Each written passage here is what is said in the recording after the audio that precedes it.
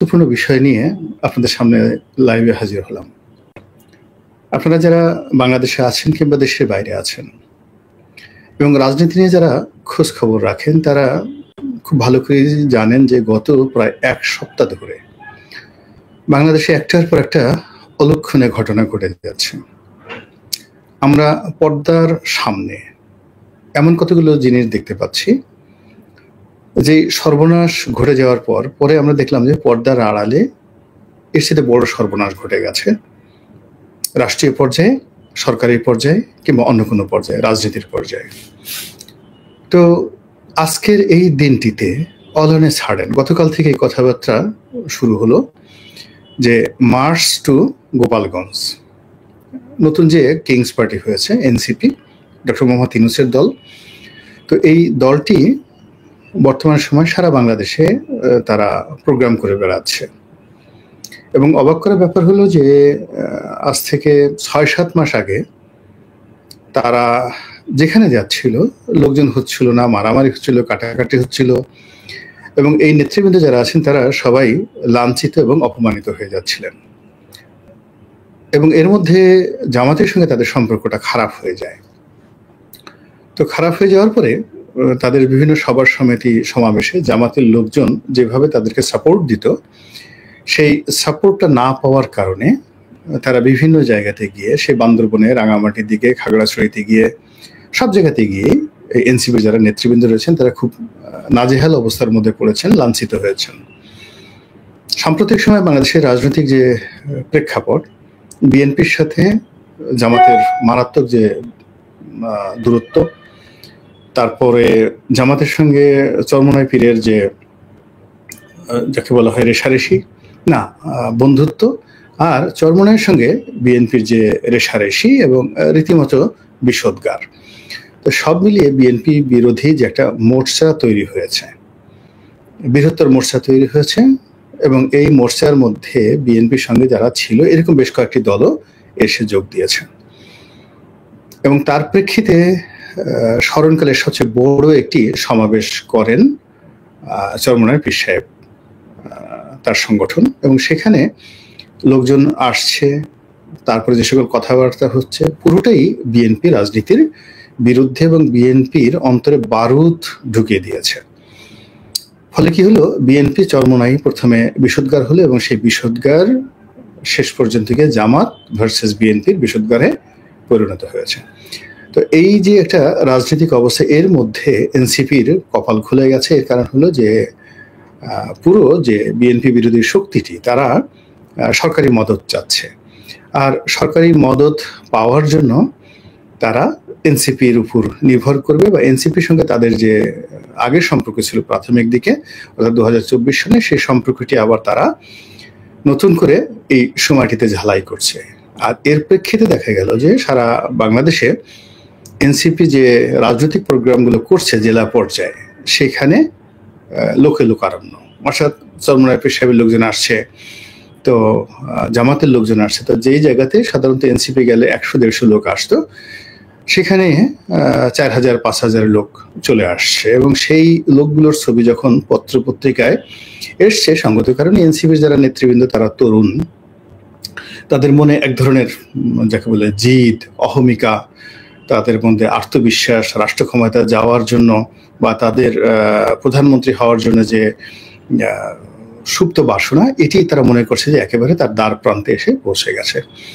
এরই মধ্যে তারা বরগুনা, ভোলা দক্ষিণাঞ্চল সফর করছিল এবং সেখান থেকে চরমোনাই পীর সাহেবের বাড়িতে এসেছে এবং সেখান থেকে তারা সিদ্ধান্ত নিল যে মার্চ টু গোপালগঞ্জ। এবং তারা যা করে সেটা হলো তাদের যে কোনো কর্মকাণ্ডকে তারা প্রথমে ফেসবুকে স্ট্যাটাস দেয়, গণমাধ্যমকে জানানোর আগে ফেসবুকে আসে, তারপরে শেষে তারা প্রস্তুতি নেয় এবং সেই অনুযায়ী আজকে তারা গোপালগঞ্জ গিয়েছে।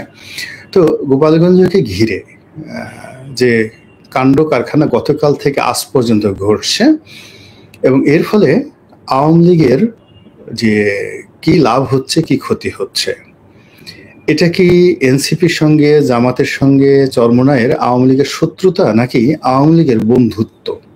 মানে আওয়ামী লীগের একটা করিডোর দেওয়া হচ্ছে বিএনপির এগেনস্টে।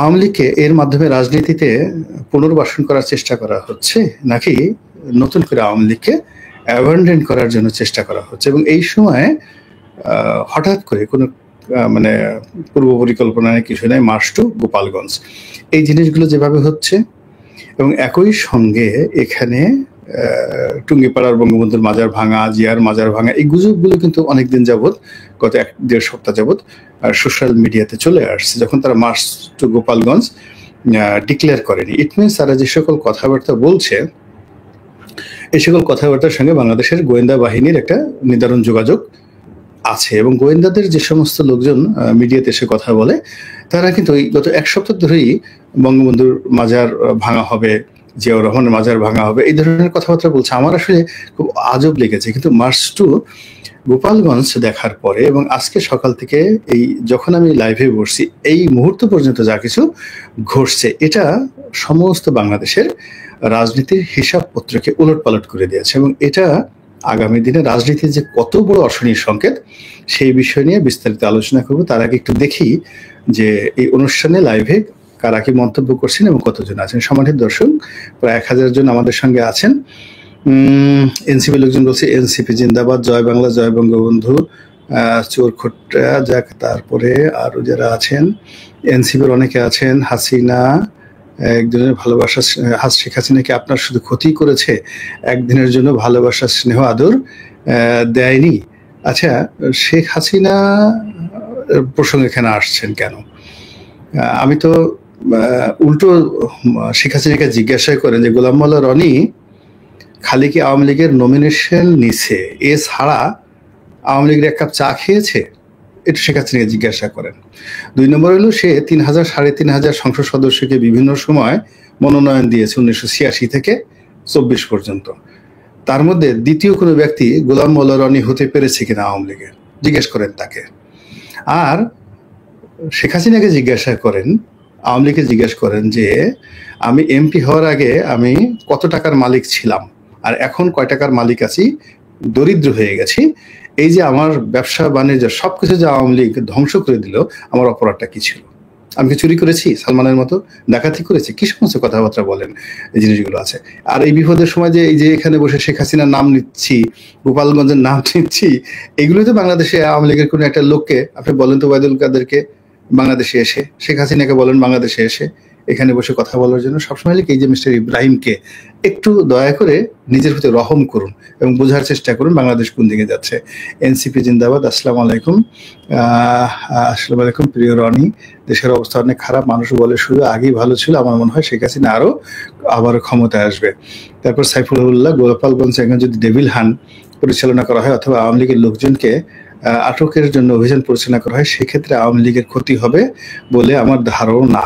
ঘটনাটা তা না, এটা উল্টো হয়ে যাবে। সাইফুল্লাহ, ডেভিল হাল ঠোকানো হবে না, এখানে অনেক খেলাধুলা হচ্ছে পর্দার আড়ালে, এখানে আওয়ামী লীগের উপকার হবে, যেখানে যা কিছু হচ্ছে এখন যেটা হোক। এটা বলছি এনসিপি জিন্দাবাদ। তারপরে পুলিশের বিচার হওয়া, লিগাররা আজকে গোপালগঞ্জ পুলিশের গাড়িতে আগুন দিয়ে আলহামদুলিল্লাহ বলতেছে। এনসিপি জিন্দাবাদ, ইনকিলাব জিন্দাবাদ। এনিওয়ে, যে কথা বলছিলাম সে কথা আবার একটু শুরু করি। সেটা হলো রাজনীতির কতগুলো হৃদয় আছে। এখন আওয়ামী লীগের মতো যে দলটি, যেটি ছাত্রলীগ দিয়ে শুরু হয়েছিল, আওয়ামী লীগের আগে কিন্তু ছাত্রলীগ প্রতিষ্ঠিত হয়েছে, এবং সেই ব্রিটিশ জমানাতে শুরু হলো পদযাত্রা, পাকিস্তান জমানাতে এটার প্রস্ফুটিত, এবং ওই 50-এর দশক থেকে 52-53 সন থেকে গোপালগঞ্জ, ফরিদপুর আওয়ামী লীগের ঘাঁটি। ফলে ওই অঞ্চলের মাটির সঙ্গে মানুষের হৃদয়, মন, মস্তিষ্কের সঙ্গে আওয়ামী লীগ যেভাবে মিশে গেছে, এটি পৃথক করা সম্ভব নয়। এটার যে পলিটিক্যাল ফিলসফি রয়েছে, এটার যে পলিটিক্যাল সূত্র রয়েছে, এটা এই তরুণ প্রজন্মের যারা আছেন তারা যেভাবে বোঝার চেষ্টা করছেন না, অনুধাবন করার চেষ্টা করছেন না, এবং একইভাবে চিন্তা করুন যে ওদেরকে যারা বুদ্ধি দিচ্ছেন, ওদেরকে যারা টাকা দিচ্ছেন, তারাও এই বিষয়টা বুঝতেছেন না। একটা জিনিস আপনাদেরকে বলি যে ধরুন আমাদের সীমান্ত অঞ্চলগুলোতে, চাঁপাইনবাবগঞ্জ, অন্যান্য এলাকাতে, কক্সবাজার, রাজশাহী, তো এই সমস্ত এলাকাতে কেন জামাত জনপ্রিয়, আজকে থেকে নয়, সেই ব্রিটিশ জমানা থেকেই কেন জামাত জনপ্রিয়। এটা একটা পলিটিক্যাল থিওরি নিশ্চয়ই আছে। আচ্ছা বলেন তো, বগুড়া, ফেনী, এই কুমিল্লা, এই অঞ্চলগুলোতে বিএনপি কেন জনপ্রিয়? একেবারে বগুড়াতেই আপনি বিএনপির ঘাঁটি কেন বলেন? অথবা ধরুন গাইবান্ধা, রংপুর, এই অঞ্চলগুলোতে কুড়িগ্রাম, নীলফামারী কেন জাতীয় পার্টির এরশাদ এখনো জনপ্রিয়, এবং এখনো যদি ভোট হয় ওখানে জাতীয় পার্টির প্রার্থী জয়লাভ করে আসবে কেন বলেন? আমরা তো সারা বাংলাদেশ জাতীয় পার্টিকে কোনো পার্টি মনে করি না, দলই মনে করি না, কিন্তু বাস্তবতা হলো যে উত্তরবঙ্গে এখনো ফেয়ার ইলেকশন দিলে তারা 25 থেকে 30টি সিট ওখান থেকে ইলেকশনে পাশ করে আসবে। জাতীয় পার্টির বাইরে, ওখানে লাঙ্গলের বাইরে কোনো প্রতীকে কাজ করবে না। তদ্রূপ বৃহত্তর ফরিদপুর, মানে গোপালগঞ্জ, ফরিদপুর, রাজবাড়ী, তারপরে শরীয়তপুর, মাদারীপুর, এখান থেকে এগিয়ে যান বরিশালের মধ্যে অর্ধেকটা বরিশাল, পটুয়াখালীর অর্ধেক, বরগুনার অর্ধেক, মানে এই দক্ষিণাঞ্চলের জেলাগুলো অর্ধেক বিএনপির আর অর্ধেক হলো আওয়ামী লীগ। কিছু কিছু আওয়ামী লীগ আমাদের বরিশাল বিভাগে আছে এলাকাতে, যেখানে টুঙ্গিপাড়ার চাইতে বা গোপালগঞ্জের চাইতেও সেখানে আওয়ামী লীগ বেশি জনপ্রিয়। যেমন আমার যে নির্বাচনী এলাকা গলাচিপ এবং দশমিনা, এটা এখানে আপনি কল্পনা করতে পারবেন না এখানে আওয়ামী লীগ কি পরিমাণ জনপ্রিয়। এরকম রয়েছে। এই কারণটা কি? কারণটা হলো রাজনীতির একটা সূত্র রয়েছে। সেই সূত্রটা হলো এটা বংশ থেকে বংশ পরম্পরায় এটা যাকে বলা হয় ভাইরাসের মতো ছড়াতে থাকে। বাপ যে রাজনীতি করে ছেলে সেই রাজনীতি করে। এটাই আমাদের দেশ নয়, সারা দুনিয়াতে হাজার বছরের ইতিহাস। আবার ধরুন আঞ্চলিকতা ভেদে, অর্থাৎ নেতা যে এলাকার, সে এলাকার লোকজন তাকে সাপোর্ট করে।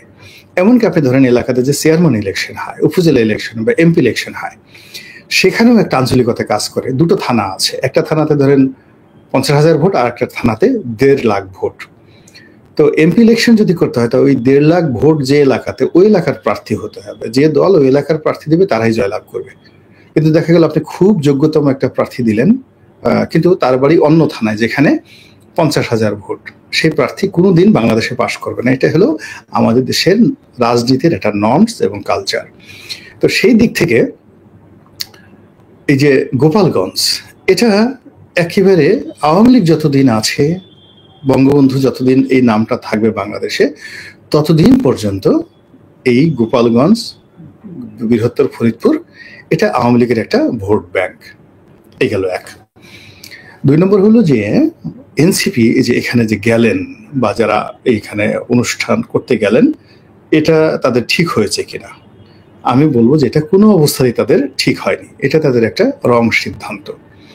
তারা বয়সের তরুণ, রাজনীতির এই খেলাধুলাগুলো তারা বোঝেন না, এবং তারা এখনো পর্যন্ত আওয়ামী লীগ, বিএনপি, জামাতের মতো কম্পোজিট যোগ্যতা অর্জন করেনি। মানে যেমন বিএনপিতে বুদ্ধি দেওয়ার জন্য বিএনপির ভিতরে লোক আছে, তাদেরকে কোনো ইউটিউবারের বুদ্ধি দরকার হয় না।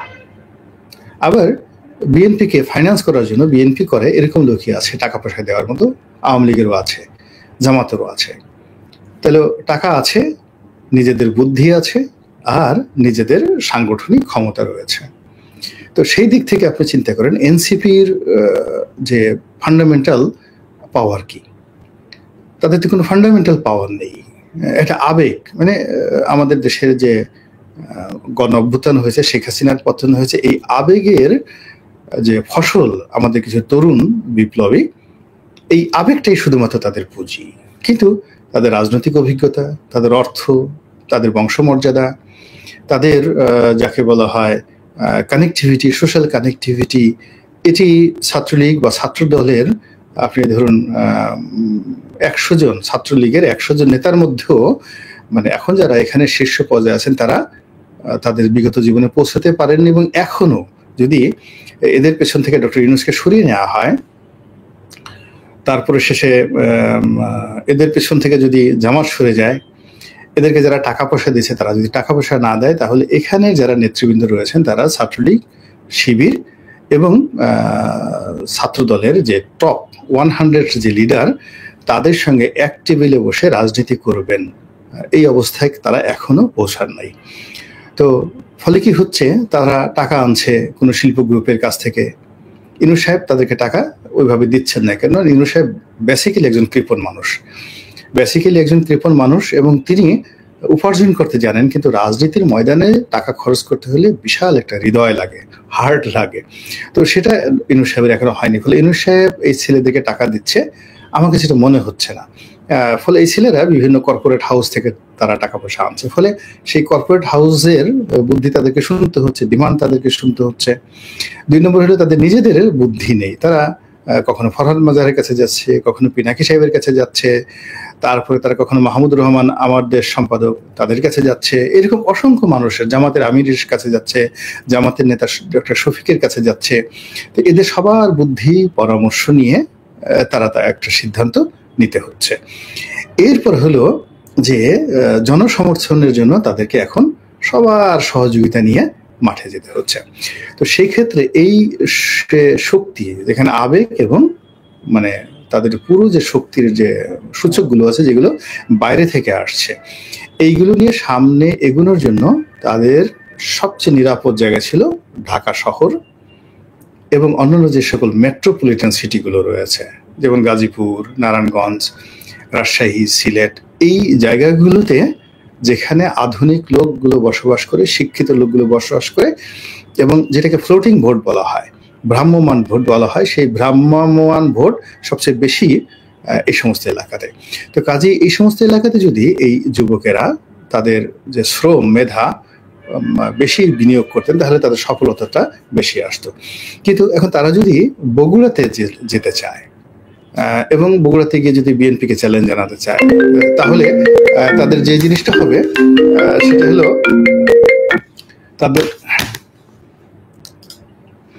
তাদের যেটা হবে সেটা শুধুমাত্র তারা পরাজিত হতে থাকবে, অপমানিত হতে থাকবে আর কি। তো সরি, আমার একটা ফোন আসতেছে বারবার, শুধুমাত্র এই।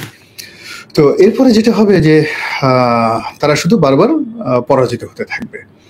তো সেই দিক থেকে আমার কাছে মনে হচ্ছে যে এই যে তারা গোপালগঞ্জ গেল, এটা তাদের একটা ঐতিহাসিক ভুল। এখন দেখেন গোপালগঞ্জে কি ঘটেছে। প্রথমত গত কয়েক মাস যাবৎ ছাত্রলীগের কোনো মিটিং হয় নাই, মিছিল হয়নি, শেখ হাসিনার নামে কোনো স্লোগান হয়নি, বঙ্গবন্ধুর নামে কোনো স্লোগান হয়নি। কিন্তু গত 2 দিন ধরে পুরো গোপালগঞ্জের প্রত্যন্ত অঞ্চলে, গ্রামে গঞ্জে হাজার হাজার মানুষ রাস্তায় নেমে আসছে। তারা রাস্তা ব্লক করছে, গাছ কেটে কেটে তারা রাস্তায় ফেলে দিচ্ছে। এই যে রাজনৈতিক উদ্দীপনা, এই উদ্দীপনাটা দেখবেন কালকে ফরিদপুরে চলে যাবে, পরশুদিন ভেদরগঞ্জে চলে যাবে, আলফাডাঙ্গাতে চলে যাবে, শরীয়তপুরে চলে যাবে, মাদারীপুরে চলে যাবে, বাগেরহাট চলে যাবে, খুলনা সদরে চলে যাবে। এইগুলো ভাইরাসের মতো। এই সাহস কিন্তু, ভয় যেমন খুব ভাইরাসের মতো, সাহসটাও কিন্তু খুব ভাইরাসের মতো একটার পর একটা ঘটতে থাকে। তো এই যে অবস্থা, সেই অবস্থা শুরু হয়ে এলো এই গোপালগঞ্জ দিয়ে, যেটা দরকার ছিল না। এরপর হলো এখানে যারা আছে তারা এখন পুলিশকে খুব ভয় পাচ্ছিল। এই কারণে গোপালগঞ্জে যাদেরকে এই রেজিম চেঞ্জ হওয়ার পরে নিয়োগ দেওয়া হয়েছে, এরা বেশিরভাগই বিএনপির লোক এবং জামাতের লোক, পুলিশের যারা কর্মকর্তা আছেন। তো এই পুলিশ এবং জামাতের যারা লোকজন আছেন, তারা ওখানে গিয়ে আওয়ামী লীগ নিধনের সর্বোচ্চ চেষ্টা করে যে সফলতা আজকের দিন পর্যন্ত এনেছে, সেই পুলিশ মার খেল। এবং সঙ্গত কারণে ছাত্রলীগের যারা বা যুবলীগের যারা, আওয়ামী লীগের যারা লোকজন আছে, তারা তো বুঝতে পারছে যে এই পুলিশ গোপালী পুলিশ না, এই পুলিশ আওয়ামী পুলিশ না, এই পুলিশ হলো জামাতি পুলিশ এবং এই পুলিশ বিএনপির পুলিশ। তো বিএনপিতে এখন কাজ করছে না, এখন যে পুলিশ আছে জামাতি পুলিশ। এবং জামাতি পুলিশ আপনি দেখলেই বুঝতে পারবেন যে এরা জামাতের পুলিশ। মুখে খোঁচা খোঁচা দাড়ি, কথাবার্তা ওইরকম, গালগুল, আপনি দেখলেই জামাতের মধ্যে একটা দাড়িপাল্লা ভাব আছে। সেটা পুলিশে থাকুক আর সিভিল সার্ভিসে থাকুক, আপনি বুঝতে পারবেন। এই যে জামাতি পুলিশগুলো অ্যাসল্টেড হলেন এবং সামনের দিনগুলোতে তারা টার্গেটে পরিণত হলেন। ফলে জামাত তাদেরকে যেভাবে পুলিশ দিয়ে সহযোগিতা করতে পারতো, ওটা হলো না। সবচেয়ে বড় ব্যাপার হলো যে বঙ্গবন্ধুর মাজার থেকে শুরু করে বিভিন্ন এলাকা, এই যে এখন র্যান্ডমলি সেনাবাহিনী টহল দিচ্ছে এবং পাহারা দিচ্ছে। তো সেনাবাহিনী যখন পাহারা দিচ্ছে বঙ্গবন্ধুর মাজার রক্ষা করার জন্য, তখন আলটিমেটলি রেজাল্টটা কার দিকে গেল? আওয়ামী লীগের দিকে গেল। ২ নম্বর হলো যে এই কাজে সেনাবাহিনী বিরক্ত, এবং বাংলাদেশের মতো জায়গাতে, পাকিস্তানের মতো জায়গাতে সেনাবাহিনীর বিরক্তি নিয়ে কোনো রাজনৈতিক দল রাজনীতি করতে পারবে না, কোনো সিভিল সোসাইটি মুভ করতে পারবে না, তাদের সঙ্গে সেনাবাহিনীর একটা সম্পর্ক থাকতে হবে।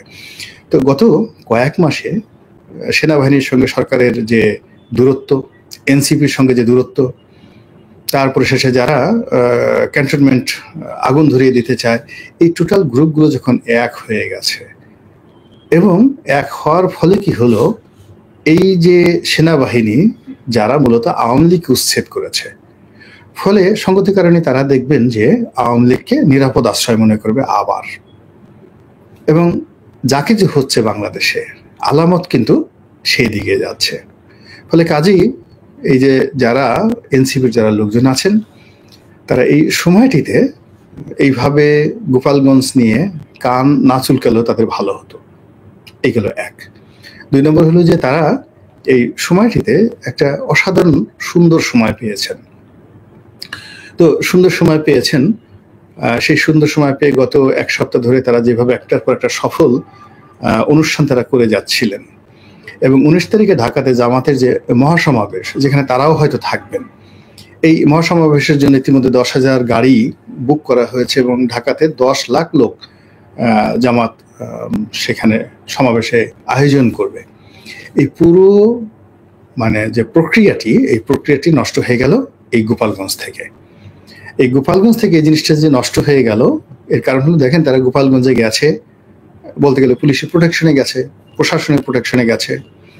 ২ নম্বর হলো সেখানে লোক সমাবেশ তারা করতে পারেনি, এবং তারা যেখানে ফুল পুলিশ প্রোটেকশনে 100% পুলিশ প্রোটেকশনে সমাবেশ করবেন, চেয়ার বসেছেন, সেখানে ছাত্রলীগ গিয়ে ঢুকে সেই চেয়ার ভেঙে দিয়েছে এবং তাদের সাথে দৌড়দৌড়ি করেছে, এবং তারা মঞ্চে বক্তব্য দিচ্ছেন, সামনে বসার মধ্যে কোনো লোক নেই।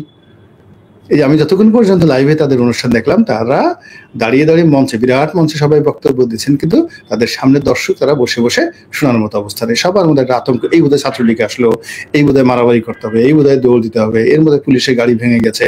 মানে এই যে একটা বিশ্রী অবস্থা, রাজনীতিতে একবার যদি কেউ ব্যাকফুটেজে চলে যায়, তাহলে সে আর দ্বিতীয়বার আসে না। এনসিপি প্রথম থেকে ৪-৫ বার সে ব্যাকফুটেজে গেছে।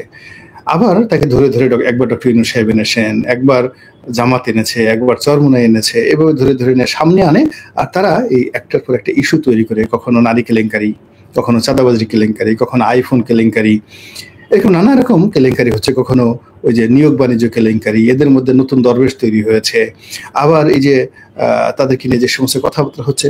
ফলে এই দলের মধ্যে যারা ডেডিকেট, এনসিপির মধ্যে যারা ডেডিকেট, আমি যেমন হাসনাতকে আমার পছন্দ হয়, সার্জিসকে আমার খুব পছন্দ হয়, যে এই দুজনকে আমার মনে হয় যে বেশ ভালো, তারা ভালো। তাসনিম যারা যে মেয়েটা আছেন, উনি বিদেশ থেকে লেখাপড়া করে আসছেন, মেধাবী, এদের রাজনীতিতে আসা উচিত।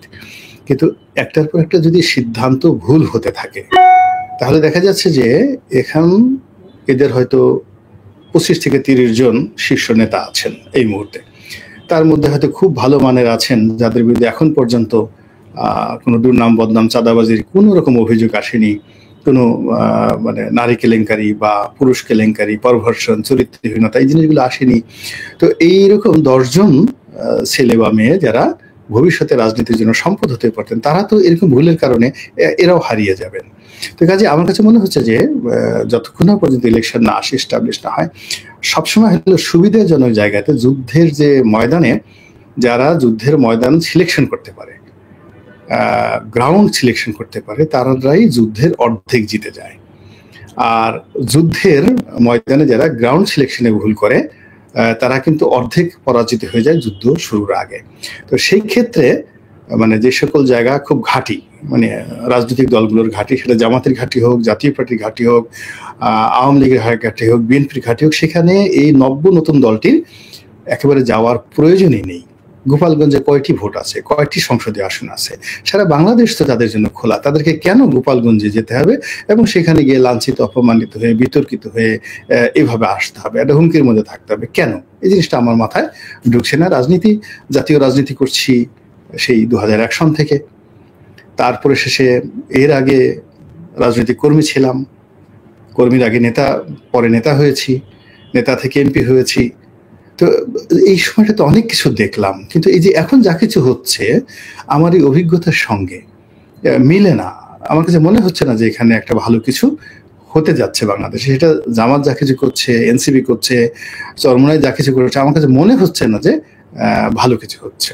মহান আল্লাহ আমাদের সবাইকে হেদায়েত দান করুন এবং হেফাজত করুন। আসসালামু আলাইকুম ওয়া রাহমাতুল্লাহি ওয়া বারাকাতুহু।